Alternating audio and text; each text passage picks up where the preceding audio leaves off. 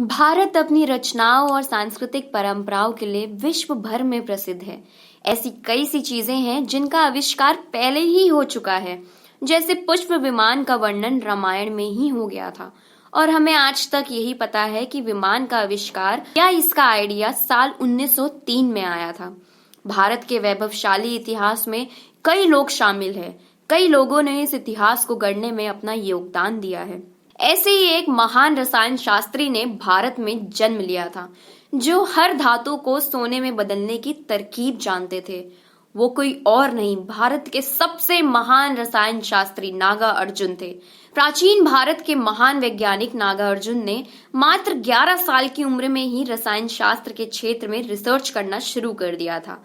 वे भारत के रसायन शास्त्री, धातु कर्मी और चिकित्सक थे।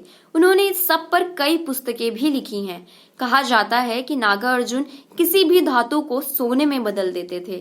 प्राचीन भारत 3000 साल पहले भी रसायन विज्ञान और धातु विज्ञान में आगे था। इस बात का अनुमान 1600 साल से बने दिल्ली के महरौली में मौजूद लौह स्तंभ से लगाया जा सकता है, जिसमें आज तक जंग नहीं लगी है। नागार्जुन का जन्म गुजरात में स्थित दहाक नामक गांव में 10वीं शताब्दी की शुरुआत में हुआ था। नागार्जुन ने प्राचीन भारत में रसायन शास्त्री और धातु विज्ञान पर कई रिसर्च की।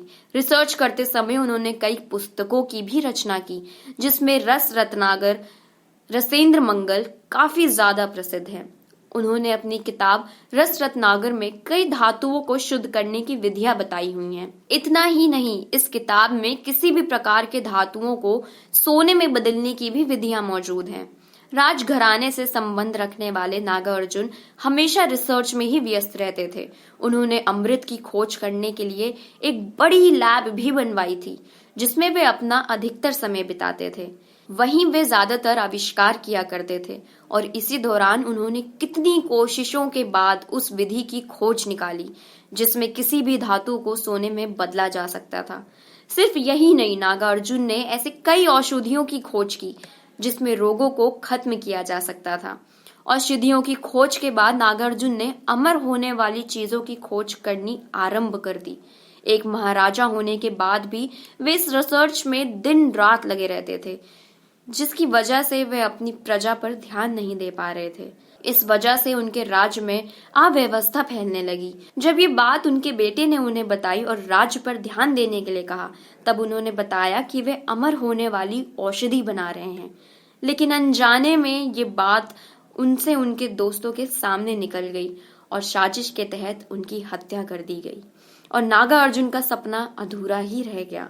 मगर इस बात का पूरा विश्वास है कि अगर नागार्जुन की हत्या नहीं की गई होती तो उन्होंने अमृत की खोज भी कर ली होती और कई रोगों को खत्म करने की औषधियां भी खोज ली होती।